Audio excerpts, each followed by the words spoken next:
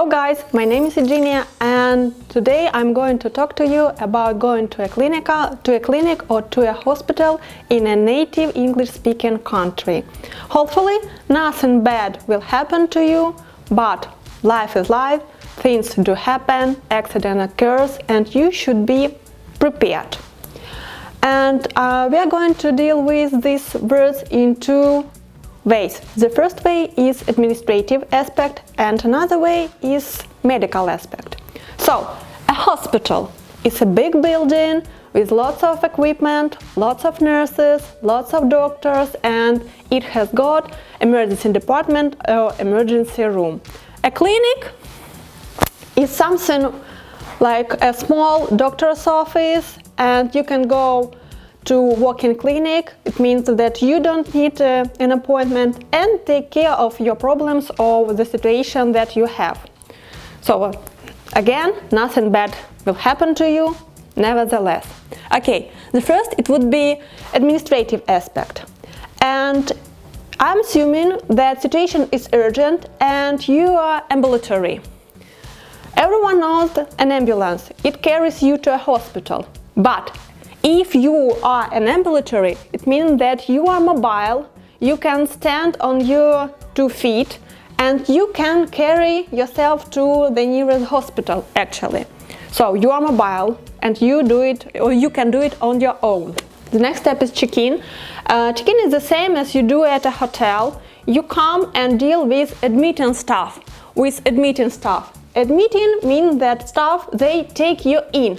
They process you, they give you forms or documents that you need to fill out, that you need to give you your name, your full name, the information, maybe medical history. If there is a situation that you have had in past, you should tell them about this.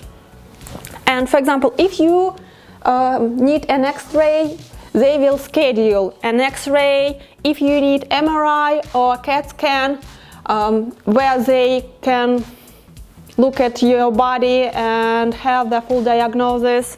So, but they want that you won't be able to have all at once.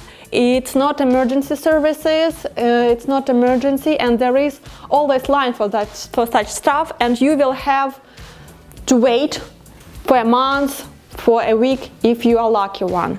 Okay, so and one more important thing, that insurance. Make sure that you have your insurance. Check your policy, especially when you are going to go overseas or go traveling. Check your policy. All policies have different conditions, different terms, so on and so forth. Make sure that you understand or know everything clear. You understand everything clear. And some hospitals may ask you to pay upfront. It means that you should pay at that time, at that hospital, to anything that they do for you. And some hospitals, some policy may reimburse you. You will be reimbursed to your home country, and then there you fill out all the documents. And yes, some of the policies pay directly to hospitals. Nevertheless, situations are different, and be able, one more tip for you, be able to pay with your credit card because they, for example, hospitals won't let you leave if you don't pay them, and they won't let you leave until someone comes and pay for you. So take your credit card with you anytime, because you may get in trouble. Now we look at the actual actions. So at the clinic or at the hospital, you are taken care of by an attending nurse, attending doctor or a resident. Resident is still a student. He or she is working towards his or her final certificate. So if you came into an ambulance, a paramedic has already started all the process, the whole process. But if you came into walk-in clinic, they should perform the triage. Triage actually it's a process of separating sick wounded people or injured in order of priority. So, but this process looks very quickly. Whoever needs to go first will go first. Whoever can wait will wait. So, if you are bleeding, you will go first. If you have some minor problems, you will wait. Just bring a lot of patients to the emergency room.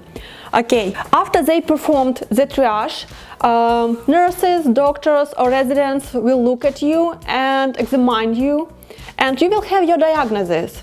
And then they define what treatment should be. Actually, they take your blood pressure, and if your blood pressure is sustainable, you will sit and wait. If your blood pressure is high, they will bring it down just to make sure that you won't have a heart attack any second and you won't pass away. Or sometimes they may hook you up to the IV. IV is intravenous. It's a needle that goes into your arm, into your vein, and with a saline solution. Actually, saline solution, it's like water with a little bit of salt that keeps you alive, but we won't go into the details. Then, if you are bleeding, the third thing, if you are bleeding and you lose too much blood, they stop the bleeding. If you have a cut somewhere, they just disinfect the cut with a disinfectant or alcohol, and just put the dressing. If you're okay, you will sit and wait for long hours, but eventually you will get in. And how about and let's talk about painkiller or sedative. Painkiller, it's clear. They will give you a pill or injection, just a morphine, a needle, something like that. And sedative means will help calm down. You will relax. You will sit on your chair and just rest. Okay, now let's look at some basic expressions that help you to get your treatment. But before you go overseas, please learn all the vocabulary that are associated with your problem. If you have a reason to worry, just be prepared. Okay, for example, here I wrote I'm having an asthma attack. So if you know that you have asthma, you should be prepared and know all the words. But we will start with the simplest one, with the easiest. I have a sharp pain here, here, here. You may just show, and if you may say I have a pain. It means you may say that it's sharp or blunt. Blunt pain. Blunt is not so painful. And you may say I have pain in my. If you are feeling pain inside, for example, the stomach, heart or elbow, you may just say I'm having a sharp or just pain in my stomach, for example, and everything would be clear. The next, I feel dizzy. Dizzy, it means that you feel like everything is going around you and you feel white spots. Then weak. Weak means that no energy and something wrong.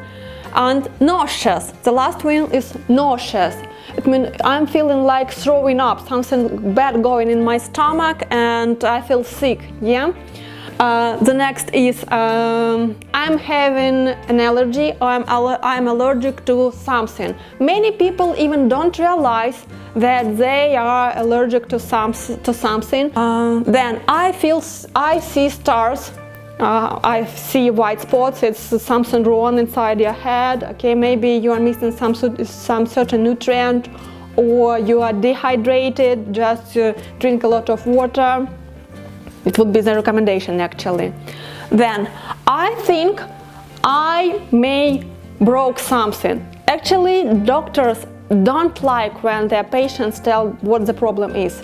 But at another side, you are in pain and you may say, I think I might break, for example, my arm, my leg or any another bone.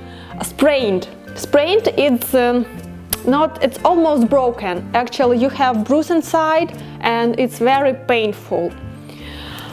But it's not a break. Then, I'm bleeding from. When it is not obvious that where the place where you're bleeding from, you may just tell the doctor, I'm bleeding from here, here, or that another place.